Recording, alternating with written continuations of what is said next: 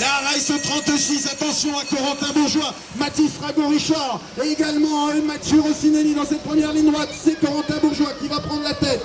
En deuxième position, le pilote qui rejoindra la catégorie élite l'année prochaine, le pilote de Vesoul, Mathieu Rossinelli, alors qu'en troisième place c'est Mathis Frago-Richard et Charles Frossard en quatrième position qui devance Marvin Farah Abia et Paul Thibault, alors qu'en tête de course c'est toujours Corentin Bourgeois. Attention, on attaque dans les intérieurs avec Mathis Frago, toujours très efficace sur la prosection, le pilote stéphanois qui va aller remporter la victoire. Corentin Bourgeois prendra la deuxième place et Mathieu Rossinelli la troisième, Charles Frossard la quatrième.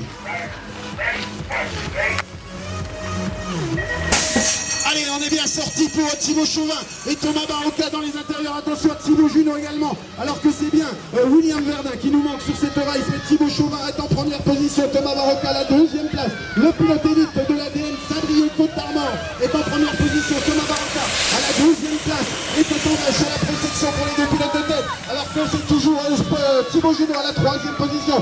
Et en tête, c'est toujours bien sûr Thibaut Chauvin qui devance les pilotes de Besançon, à savoir Thomas Barocca qui va aller peut-être chercher la victoire dans les derniers mètres de course. Victoire pour Thomas Barocca qui devance Thibaut Chauvin.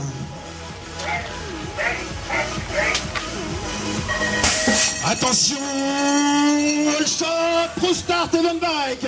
Charlie Gaillard, deuxième temps lors de la première manche. Est-ce qu'il va être plus efficace sur cette deuxième manche? C'est bien lui qui va sortir en tête. Le pilote de Beaumédame en première position. Il a remporté le challenge mondial, il a remporté le challenge européen, il a remporté le challenge France dans la catégorie homme 30 ans et plus.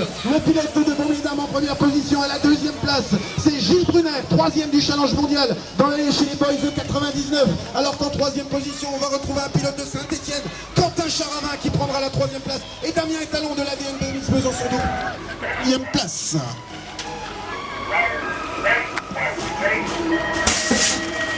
La race 39 maintenant, le bon départ d'Alexis Denis Lolleur. Alexis Denis Lolleur, mais attention dans les extérieurs, Thibaut Dupont est bien sorti également. Ouais, Thibaut Dupont, quel beau virage pour le pilote de Pénaud. Alors qu'en deuxième position maintenant, c'est Alexis Denis Lolleur. Et la troisième place de Kylian Dupont-Vignan, le pilote de Solon, deuxième du challenge mondial en boys de 99. Et ça jump et ça passe.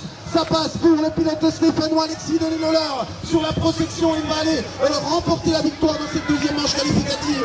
La deuxième place pour Kylian Dupont-Vignan.